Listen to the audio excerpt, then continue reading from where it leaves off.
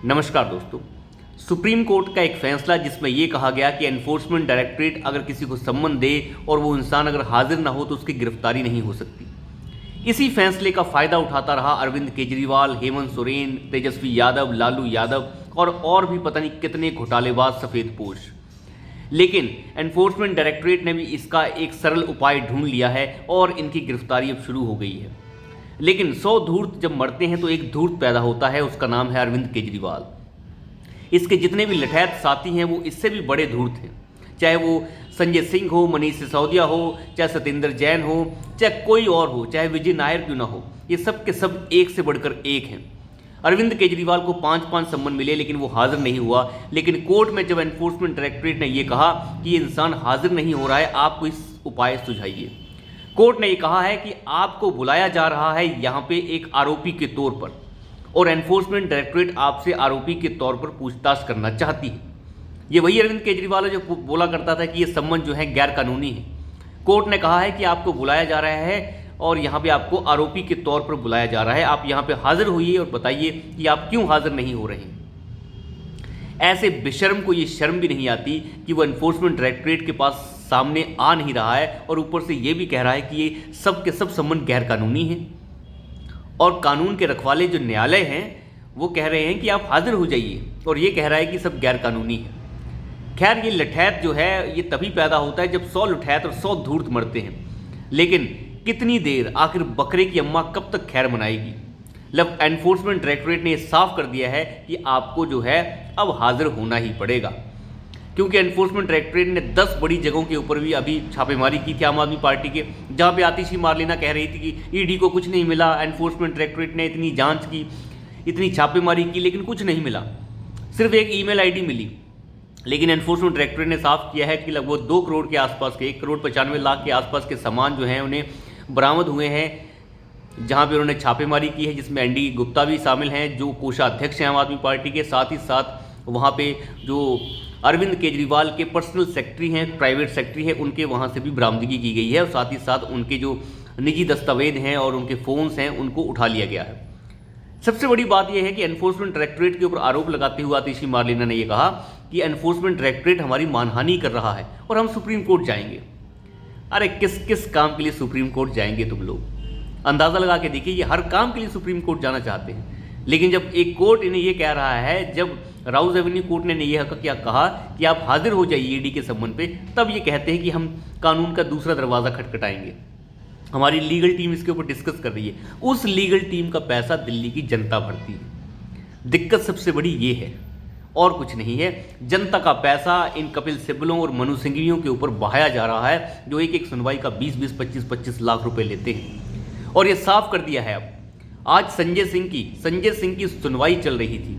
संजय सिंह ने बेल के लिए अप्लाई किया था, रेगुलर बेल के लिए दिल्ली हाई कोर्ट में, और दिल्ली हाई कोर्ट ने ऐसे तमाचे जड़े हैं अरविंद केजरीवाल को जो ये कहते हैं कि घोटाला हुआ ही नहीं जी, कोई घोटाला ही नहीं है, सब कुछ नकली है, जांच नकली है, जांच में ही घोटाला है। दिल्ली हाई कोर्ट ने यह साफ कर दिया कि Sanjay Singh is the main and chief conspirator of whole of Delhi liquor scam, यानी ये मुख्य अभियुक्त है और ये मुख्य कॉन्स्पिरेटर है दिल्ली के शराब घोटाले का। इसने जो है नीतियां बनवाने में, शराब की नीतियां बनवाने में इसी का हाथ रहा है और ये मुख्य आदमी है उसके अंदर।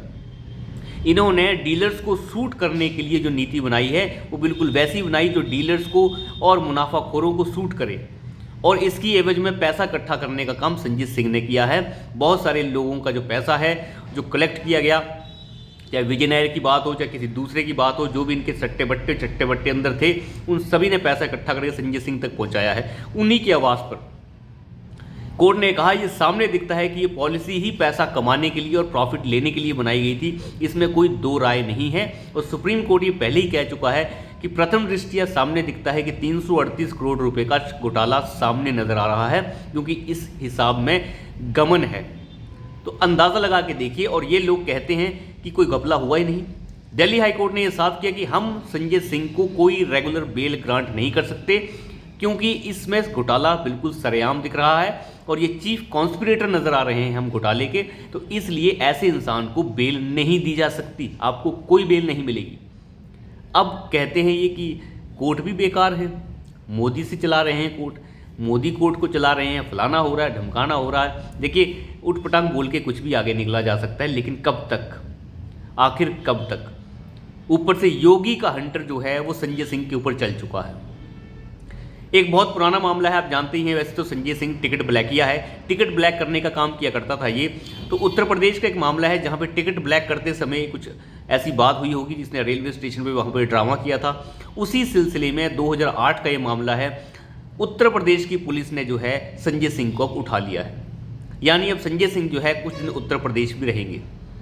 तो अंदाज़ा लगा के देखिए कि उत्तर प्रदेश के जब झटके लगेंगे संजय सिंह को, तो काफ़ी लठैतगिरी जो है इसकी, होश इसके ठिकाने आ जाएंगे, क्योंकि ये इतने बड़ा गुंडा है जिसे राज्यसभा में भेजने की कोशिश की गई अरविंद केजरीवाल द्वारा, ताकि ये अपनी लठैतगिरी और गुंडागर्दी राज्यसभा के अंदर दिखा सके। लेकिन एक बात और भी है, संजय सिंह को दूसरी बार राज्यसभा में फिर से भेजा गया है, क्योंकि अरविंद केजरीवाल को अच्छे से पता है कि अगर कहीं संजय सिंह नाराज़ हो गया तो ये सब कुछ उगल देगा। ये गुंडई है एक नंबर का, अगर इसने सब कुछ उगल दिया तो सब कुछ धरा का धरा रह जाएगा। मनीष सिसोदिया तो वैसे ही मजबूर हो चुका है, अगर वो उगल भी देता है तब भी वो मजबूर है। लेकिन एनफोर्समेंट डायरेक्टरेट बहुत जल्द अरविंद केजरीवाल की गिरफ्तारी कर लेगी, इतना तय है, क्योंकि मुझे लगता है अमित शाह की तरफ से हरी झंडी इसकी मिल चुकी है। और ऐसे लठैत को गिरफ्तार करना बहुत आवश्यक है जो सुबह से शाम झूठ बकता हो। भाजपा मुझे खरीदने की कोशिश कर रही है, मेरे 9 विधायक खरीद लिए, मेरे 7 विधायक खरीद लिए, मेरे फलाना हो गया। देखिए, झूठ बोलने की भी हद होती है, इस तरीके के झूठ बोलने का कोई मतलब नहीं है।